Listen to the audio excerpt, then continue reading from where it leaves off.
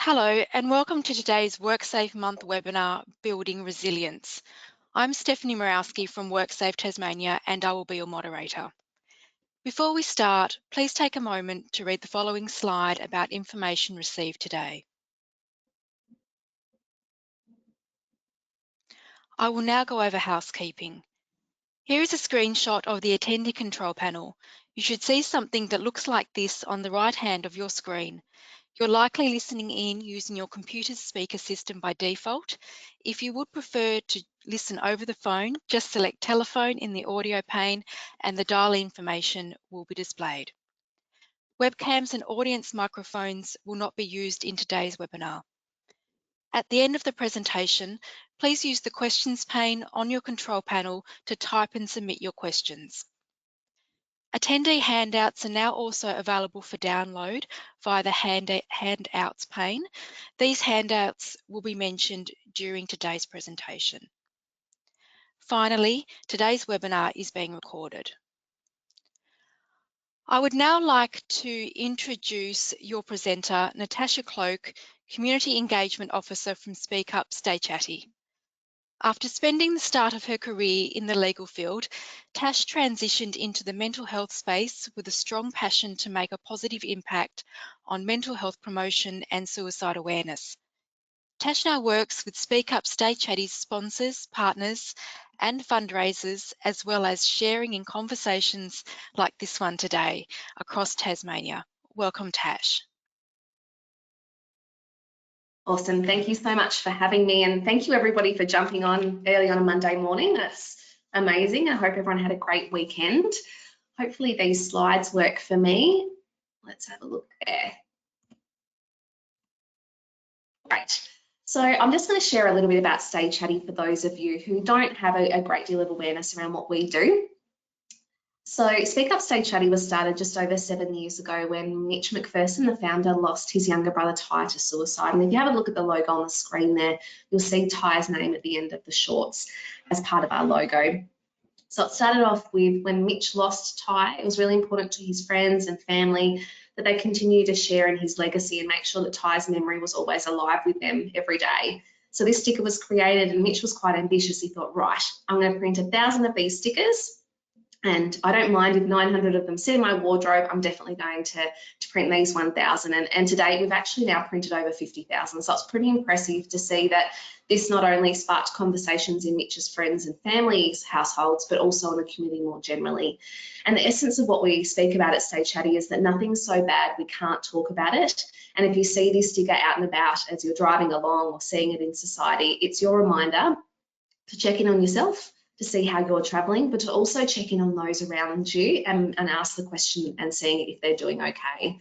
So that's why we really say that mental health is absolutely everybody's business, and regardless of our age, our background, our experiences, we all have a role to play in supporting our own mental health, as well as those of our colleagues, our friends, our family, and our community more generally. So today I'm going to talk to you about the topic of resilience. So we're talking here about the courage to acknowledge our pain and challenge that we may find in our life, but most importantly, finding a way that we can support ourselves, create tools, and find ways to navigate through the challenge rather than moving away from it or numbing. So if you think about it, if you're based in Tassie, which I'm assuming that you all are, I've had a lot of rain over the weekend. So we know that our weather system will have rain, we'll have storms, we'll have strong winds. We accept that that's part of life, and we accept that those weather transitions will happen, and we'll have those beautiful days, still sunny, etc. as well. Now, life's a bit like that too. We acknowledge that as humans that we will face challenge, that is inevitable, but we also know that time passes. And a way that we can actually navigate through those challenges, just like the weather, it's so important we find tools and strategies that can help us along the way to bounce back and thrive. Alongside that, when we're actually sitting in the challenge, it's so important to find ways to remain focused, to actually show up for what we need to do in our daily lives, both at work, so professionally as well as personally, and find ways to lighten the load as well so that we can actually navigate through that and bounce back into a place where we're feeling really good. Now, something I really want to acknowledge here is that it's so important that we do feel sad, mad, angry, and frustrated. They're perfectly normal emotions. So it's not about trying to shy away from those, but rather finding ways to move through them, to transition through them back to those emotions of happiness, joy, elation, etc. So what I'm going to do today is use a bit of an analogy that we find really helpful, because when it comes to mental health, sometimes people don't know the vocabulary to use. And we think that this example we're going to use can be really effective. So on your screen, you'll see there a bucket. Now, this bucket is intended to represent our brain. Now, of course, we know our brains physically are all very similar. However, when it comes to our mental capacity, it comes to the way that we process things, so the information coming in, how we perceive it, what it means to us, and then also how we actually participate in actively working around those thoughts and the actions we take from there will be very individualised. Now, that's not right or wrong that we're all different. It just simply means we are all individuals and we process things differently. So for some, their bucket might be huge in so far as it might be made of steel, it's really sturdy, it can handle lots of knocks, and it can that person can have so much going on in their life, yet we perceive them to be able to just have that all flow and everything's going really well for them. Now, conversely, we might have someone with a smaller capacity bucket. It may have had a few knocks through life, so it's got a few holes or a few cracks, and that can make things a little bit more challenging when they have something really big come into their world. Now, as I mentioned before, neither are right or wrong. We're just showing that we are individuals and we'll all handle things differently. So what I'm going to run through is a quick scenario of a day that we may all experience. And of course, if something doesn't resonate with you, think of something close that may, that will demonstrate that there are things that come into our bucket, being our mind, each day that fill us up towards capacity or overwhelm. And what we're going to do is we're firstly going to create the awareness of what that looks like. And then we're going to look at ways we can lighten the load. We can think straighter and create a space where we can actually start to find tools or strategies that help us when we feel like we're getting towards capacity, or if we find ourselves arriving there and going, right, Tash, what would I do in that moment? So let's start looking at what may fill up our bucket. So the first one there is you've hit the snooze button. Now, if you're anything like me, it doesn't make me late to work, but I definitely love my snooze button. Sometimes I can actually touch it maybe 3, 4, 5 times, depending on the morning. With daylight savings this morning, I definitely found it a little bit harder to get out of bed. Now, this may not make you late for work, as I just mentioned, it doesn't make me late for work. However, you might have a morning routine like I do. I like to get up, have a cup of tea, sort of get my day moving in a really nice system or flow. And if I've hit the snooze button, my morning routine is shortened. So suddenly I become a bit frazzled because I'm trying to rush around the house and get to work. So I might turn up and I might be a little bit distracted or less focused than I ordinarily would be. So let's pop that in the bucket. You watch the news and seeing social media updates. Now, we know during the COVID-19 period, so since March this year, we've probably all navigated towards updating ourselves and educating ourselves about what's happening, because we know it's really important for us to know what we can and can't do right now, what the restrictions look like, but to also make sure that we're educated to make good decisions for our lives. What may start out, though, as a decision to educate and empower can quickly go into a space where we're over-consuming that news. And as a result of that, we might become quite fearful. It makes us uncertain about what's happening, what the future looks like. So that can add to how we're feeling, if we're feeling a bit frustrated, uncertain, or fearful. So we'll pop that into the bucket as well. A loved one is facing challenge or they're feeling unwell. Now, we may have gone to work, we're going about our day-to-day life, but that person's most likely going to stay in the back of our minds because we really care about them. And so that thought of, I feel maybe helpless that I can't do more, or I wish I was at home with them, or I wish I could be on the mainland with them if they don't live here, those thoughts may continue to go around our mind in a bit of a circle amongst our day-to-day professional responsibilities and our personal responsibilities. You can see there already, our bucket's getting pretty full, yet we haven't done a lot of living and we haven't done a lot of working. So you can see the data and the information coming into our minds can actually create a lot of extra workload going on in our minds. The systems and procedures are constantly changing in your professional setting. Now, I know for me, we worked from home for 4 months. So at first I thought, wonderful, I'm going to be home with my dog all the time. This is so exciting to be able to try something different and to have my Ugg boots on at home, except all of those things were lovely. But at the same time, I probably didn't anticipate how challenged I would feel about trying to navigate different technology, using online systems far more regularly, like video chat or the webinar system that we're using today, and having to think a lot more about the way I went about things. And of course, then we navigate back maybe in Tasmania to some more normality for some of us. And as a result of that means we've had that transitional change again. So that can be really tricky for us to navigate as part of our day-to-day life on top of everything else that we're working through. And then our plans are cancelled. Now, I know we all recognise that many things have been cancelled over the last few months, but I'm sure that you had one or two things that you were really, really looking forward to. Maybe it was an overseas trip, maybe it was an anniversary or a wedding or something, a big celebration that was either here or on the mainland. And that's going to play into our minds because we're really disappointed or frustrated that that can't happen. We can't have that social connection, that celebration or that relief that we were looking for. So we can see that the bucket's getting quite full, and what can happen is if we have maybe not the emotional awareness that this is happening, our physical bodies will actually start to indicate to us, and our mind subconsciously, if we haven't got that conscious awareness, will say, right, I need some form of relief here right now. So we'll start to look for some comfort because we've got those feelings of frustration, uncertainty, fearfulness, helplessness. Those things might be bothering us. So we'll probably navigate towards something that makes us feel really good. So for me, that's a hot drink or maybe some chocolate. So we'll go and grab that hot drink. Let's say that's what it is for you. And then we spill it down in front of us. Firstly, we hope we're not wearing white or a light colour, and we hope that it's not too hot. So if we can eliminate those two things, in isolation, spilling a drink down in front of us is not so big a deal because we can get a different top, we can change our top, we can buy another coffee or make another one at work. However, when we look at this bucket in its full picture, we recognise that it's not just the drink that would be bothering us, it would be everything that comes together in that moment. It's so important in this space to remember that if someone shares with you that they're struggling with something, it's most likely it's not just that individual issue, it can be a whole bucket that is actually playing into how they're feeling. So the first thing to remember here is that we can't control how we feel about something. It is really important, it's actually really positive to feel those emotions like sadness, disappointment, frustration. We need to feel those emotions. That's perfectly normal. It makes us human. But what we want to do is looking at ways that we can manage how we're feeling so we can take positive actions to make ourselves feel better, but also look at lightening the load, because if we get up towards overwhelm, that can actually mean that we become really unfocused and it can be really tricky to handle the responsibilities we have in any given day. So by plugging into some things that can help us along the way, we lighten the load, helps us problem solve and think better, and hopefully navigate through our day where we're feeling really good along the way. So let's look at the bucket in reverse now. What are some things that you could do in any given day? This doesn't mean that you have to carve out 3 hours in a day that's already full to make time for these things. These can be things that you grab for 5 minutes that can be really effective to help us. So for example, moving your body. Maybe you love going along to a gym class and that's already something you've got built into your schedule. Could you prioritise that on this particular day because you really need that movement?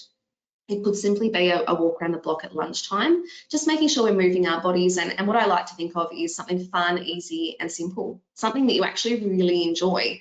Going to a CrossFit class or something that doesn't resonate with you because you saw it online or because I said today that might be a good idea, the likelihood is you might go a couple of times and then really resent the idea or just not enjoy it. So make sure it's something you love because you're probably more likely to gravitate towards it each time if it's something you enjoy. Making time for fun. Often as we adult more, we prioritise less and less to have time just for fun because we don't see a direct outcome and we think I don't have time for that. Yeah, it's important to remember that by slowing down, making time for fun, it anchors us back to what's truly important to us. Our friends, our family, the things we love to do, like being in nature, laughter, playfulness actually make us feel great. And I'm sure you can all resonate with the feeling that when you feel great, we probably want to do more and be more, I guess. We're more actively involved in our lives. So for me, I'm fortunate enough to travel a lot for work. And when I do, I make sure to make some time to stop in nature somewhere and do some cartwheels. Now, I'm not particularly good at them, and it's definitely not about winning any awards or taking any photos of how amazing I am. It's actually just to make me feel good, to have some fun, to feel playful and laugh. And it definitely does anchor me back to the things that are important to me, which helps us think a little bit straighter in those moments where we're struggling. Taking things one step at a time. If you're anything like me, often I write down all these tasks at work, and I know for me that even if I have the best day where I'm so efficient and everything's flowing beautifully, it's highly unlikely I'll get to the end of that to-do list. And we often know as well that a confused mind often does less or nothing because we're like, oh, I can't do 10 things at once well. So instead, let's look at our to-do list and grab one, just one thing that we could do to start off our day, or that moment where we're like, I just don't know where to start. Let's grab one task and think about it like a staircase. So we know we've got to get to the top, that's the end of the to-do list, and we can't launch there from this first step. We have to actually take one step at a time. So we grab that first step, we fully focus in, we pay all our attention, and then when we get to the end of it, we probably feel really proud of ourselves. We can pat ourselves on the back and say, well done, I achieved that. And we'll get these endorphins flowing that go, oh, now I'm ready for the next task. That made me feel really good. I feel accomplished and I can keep moving. So once again, we will get to the top of the staircase. We know we will. But this makes us more effective, but it also clears our mind a bit so we can really show up with that task and start to think about what we can do productively. Building a strong support network. This is at work, this is in our community, this is friends, this is family, making sure we're plugging into those people and really investing in those relationships. It can be really tricky at the end of a busy work week if someone says, I want to grab a coffee, and you think, oh, I'm just exhausted, I want to be at home. Of course, we need to take that time to relax, but we also need to recognise the importance of making sure we can plug into those people. I know sometimes when I'm tired, I'll withdraw a little bit. I just want to be home, maybe not talking so much. But I also recognise the value in connecting with those people. So for me, I have a favourite section in my iPhone, and I make sure that if I am struggling or I'm having a rough day, I plug into one of those people in my favourites list, whether it's a text, a call, even if it's for 5 minutes. Hearing one of my really good friends who's always a ball of fun, she makes me laugh. So when I hear her energy and everything like that, I leave that phone call feeling that little bit better. So that can be really important. Now, fueling our bodies. We know that sometimes when we're feeling overwhelmed, I know I certainly do, I want chocolate, I crave carbs and things like that. So it's really important to remember that it's okay to eat those things. However, let's think about how we can fuel our bodies and our minds, because if we're overwhelmed or our body and mind are physically and mentally depleted, this is an opportunity for us to think about what could actually help me right now. So asking ourselves some really good quality questions about popping some greens in there, maybe a really nutritious smoothie, something that we can get really easily and keep moving, but it also helps us along the way. And I mentioned before about the snooze button. So what can we do to make sure we're getting a good quality sleep? I know I'm not the best human to be around when I have had a string, say, or a couple of nights of bad sleep. I'm a little bit more irritable, I'm not as focused. So what can we all do to support ourselves? Of course, all of our lifestyles are different. We can't always make the priority to go to bed early, but when we can, if we've had a big day, let's try and get to bed early as a priority. It can be trying to get into a rhythm, so going to bed at the same time each night. Opportunities maybe when you get home to dull the lights a little bit, get off technology 30 minutes before bed and start to quieten the mind, and an opportunity maybe to read or focus in on a really good conversation with someone in your household can be really effective to navigate us towards feeling restful and ready for a good night's sleep. I'm just going to draw your mind back quickly to building that strong support network. So I've spoken about connecting with friends, family, colleagues. We also need to think about ways we can connect in with professional services along the way as well. They can be really effective to help us. So on the screen there, you'll see some really effective services that you can use. And what I love about all the mental health service providers that we have available to us is that we can do it in person, we can do it on the phone, or we can do it online. There's no one size fits all. And it might be the case, I'm guessing if I could see a show of hands right now, you will have been along to a hairdresser before and thought, this isn't the right fit for me, they didn't really see my vision, or it just wasn't a really good connection for me. And so you've gone to a different hairdresser. It didn't mean you went, right, never getting my hair cut or coloured again, I'm getting off the hair cutting train or the hair colouring train. Instead, what we do is we say, I'll try someone else. When it comes to mental health service providers, it's really important to keep going, and this is where resilience can be important too. So continuing to show up and finding that right resource for us and making sure we find the perfect fit and recognising that that person or that service will be available to us. It might be the case also that we couple things. So if we've got a busy work week and we can't possibly get along to the GP, or it might take a little while to get in, maybe we could jump online or jump on the phone when we've got a spare few minutes to do that.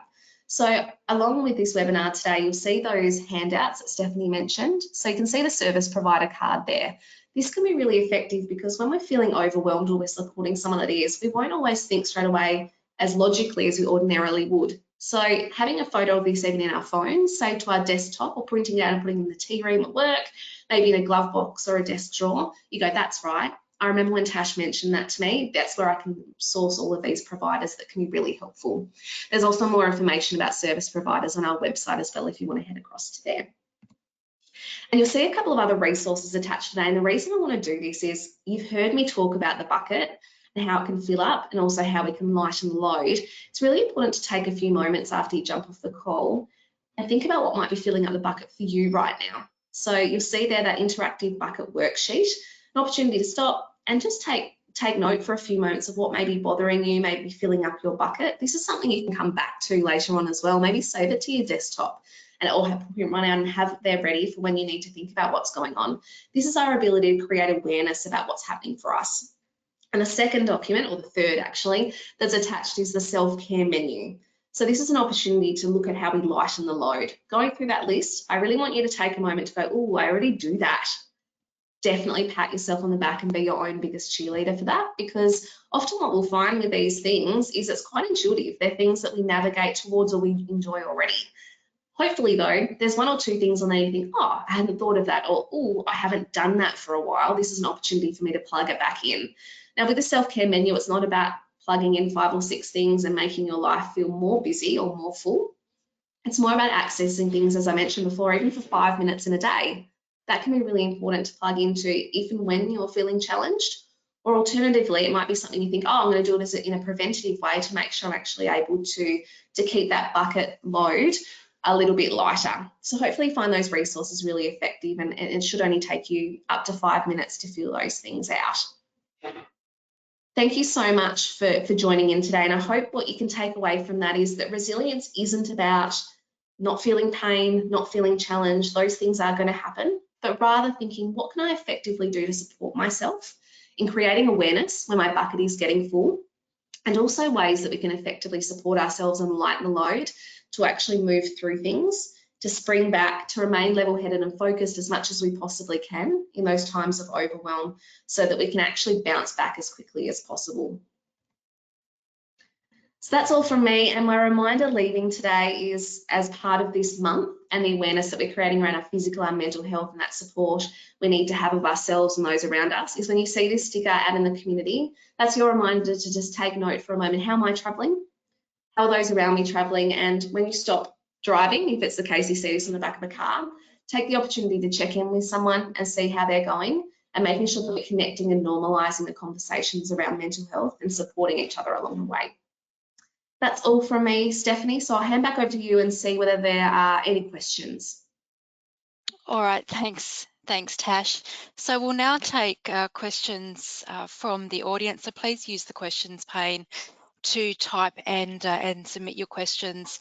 And I do also remind everyone that it is also Mental Health Week this week. So as well as running today's webinar during WorkSafe month, we also have other mental health and wellbeing webinars being run during this week and also throughout WorkSafe month. So please do head to the WorkSafe Tasmania month website to see what other webinars we do have running.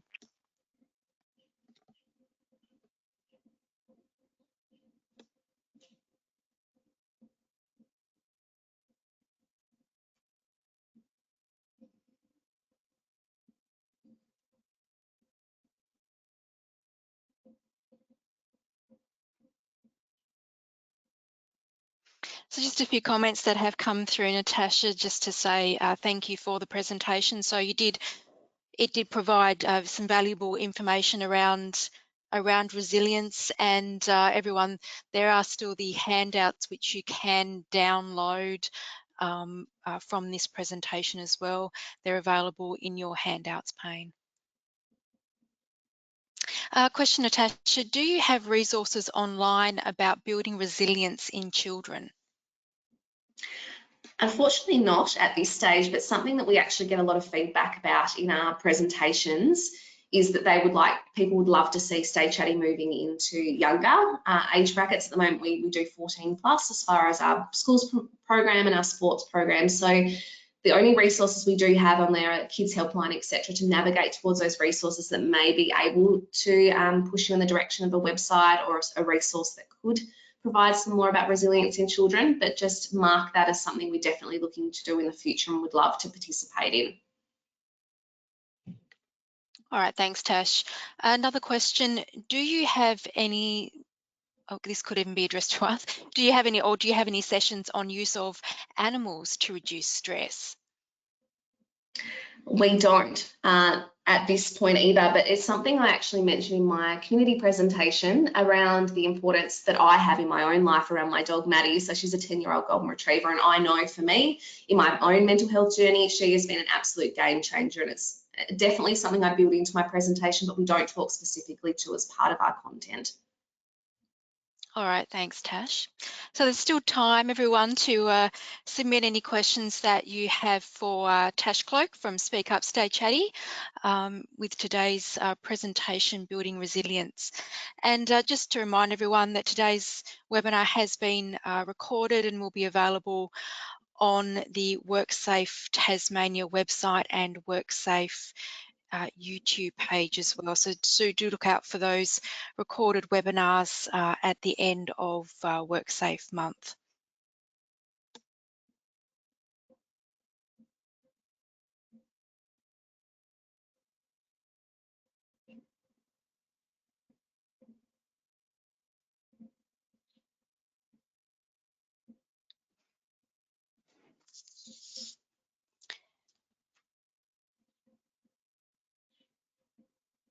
Another comment that has come through, Natasha, Speak Up, Stay Chatty do an amazing job of keeping mental health at the forefront of people's minds, so thank you. Another comment,